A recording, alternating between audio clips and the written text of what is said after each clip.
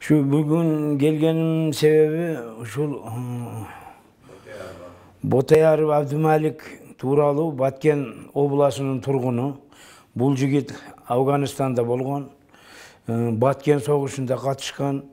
Adan tышкары Batken soğuşunda жақсы katışıp, жақсы ийгиликтүү иштерди көрсөтүп, показательный адам болгондуктан мынау Коопсуздук комитетinin Током Мамытов жүгүлүп подарка кылган өзү. Кийин бул Атамбаевдин приказы менен, личный Атамбаевдин приказы менен прокурорлорго буйрук берип, Илмиянов деген адам. Мунун баягы согушта болду деген документтерин даже бирге болгон солдаттарды апарып камап коркутуп, болгон эмес дегизип жаздырып, бул кишини сен зыря пенсия алгансың деп, бул кишини зордоп кестирген.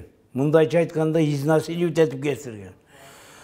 Чыркыраган чындыкты болгон эмес деген. Током Мамытов анда кимге жүгүлүп подарка кылды?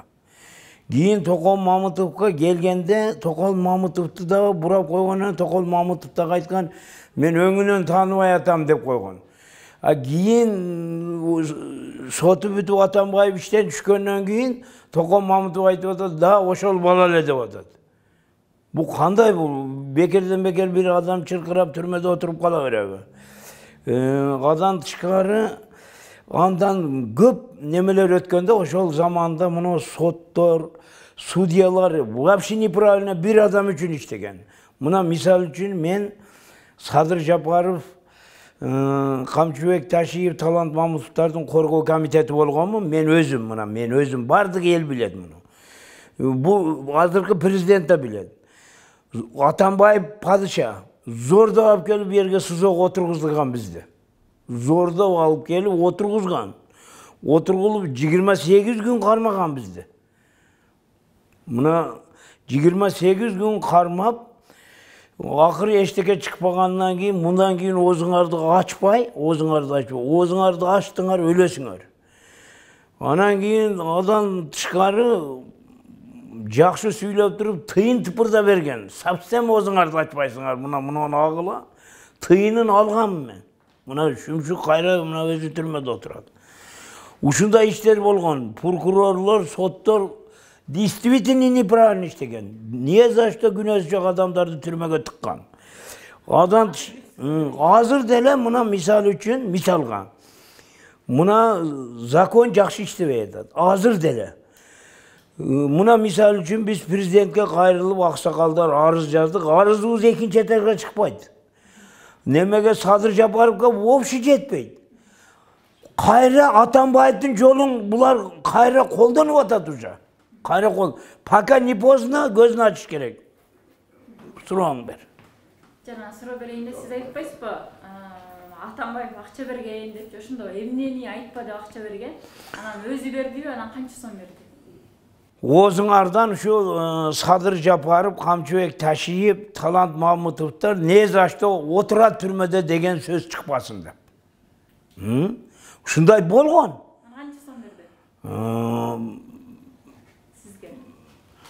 Бизге ошол маалда өзбек-кыргыз урушунан кийин ошол өзбек-кыргыз урушунан жабыр тарткан адамдар катары 20 000 доллар апарып берген.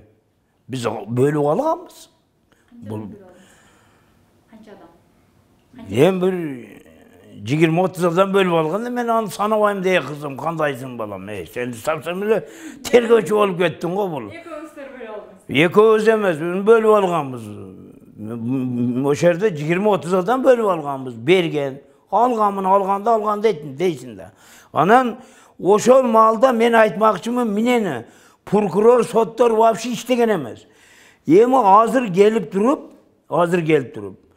мына өзүбүздүн балдар мына падыша болду, действительно кыргызга күйөт экен десек, азыр буларга арыз жазсаң, мынау немеден биринчи этаждан экинчи этажга чыкпай атат. Элдин үнү президентке вообще жетпей атат. Муну жеткириш керек. Жетпегендиктин айына мына кече канча тополоң болду. Мунун алдын алса болот эле. Эми буга Men айтпаймын президент виноват деп. Себеби бул жигит жакында эле болду. Бул согуштар Бакиевдин маалында болгон, бул согуштар Атамбаевдин маалында болгон. Бул согуштун башына Акаев виноват. Акаев виноват. Ошол маалда 91-жыл границаны бөлүш керек. Анан кийин азыркы мынау бийликке келген азаматтар, Кыргызды мен багам деген азаматтар. Bir 15-20 жаштын ортосундагы жигиттерди даярдаш керек согушка, элди коргогонго. Булар азыр элдин курсагын бага албай, карыз төлөй албай, Кытардан карыз, андан карыз, мындан карыз төлөй албай жүрүшөт. Эми ошол себептен мисал үчүн азыр Кыргызстанда мынау Бурханов деген бар. Азыр советник болуп иштейт, Бурханов. Экинчи ким эле? Мелис Асбеков. Берки жигиттин аты эмне? Жок, Мелис Асбеков. Гайыпкулов деген. Гайыпкуловду эмиштен айдаптыр, биз чыркырап, сайрап жүрүп айдаптыр. Гайыпкулов бул неме райым миллиондон байда. Мунун байлыгын кандай неме менен алып келип бул алды бул байлыкты. Кандай неме менен бул байлык топтоду. Муну караштырыш керек. Муну жанына советник кылып алып алды. Вес коррупционерлерди топтоп алды. Наоборот, мына эл арыз жазса, арыз экинчи этажга чыкпай атат, Садыр Жапаровго жетпей атат. Ошол Садыр Жапаровго жеткириш үчүн аппарат президенти жаңыдан коюш керек. Мен ойлойт элем, Жылдыз Жолдошованы коюш керек. Жылдыз Жолдошованы токтотпой аппарат жетекчиси кылып шайлаш керек. Экөө душман болобу, балакет болсо дагы. Элди оңо заманды тездетиш керек. Бул кетиште кетсе хаоска түшөбүз биз. Совсем хаоска түшүп кийин оңдоп болбой калат. Мына мисал үчүн мен мына Камчыбек Ташиевге ишенемин. Бул алпарам деп тартып атат. Аркада турушу бардыгы жармашып алып назат кылышып атат муну. Бу акыры мына болбосом башын сайып туруп Тажикстанга барыптыр кече немеде. Баягы губернатор экөө. Ошакта тынчтыкпайса эмне болот буларды? Вообще барбаш керек эле. Бирок коркпой барыптыр. Бул өтө азыр убакыты келет, мындан да хуже күнгө калабыз. Совсем баткенди алдырып ошко келип калат булар. Ошол себептен кадрларды тез алмаштырып, президент катуу ишти карап, арыз мисал үчүн простой адам, мисал үчүн мен 4 жыл айлык албаган адам бар. 4 жыл айлык албаган. Ош шаарынын скорыйсы бербей жүрөт.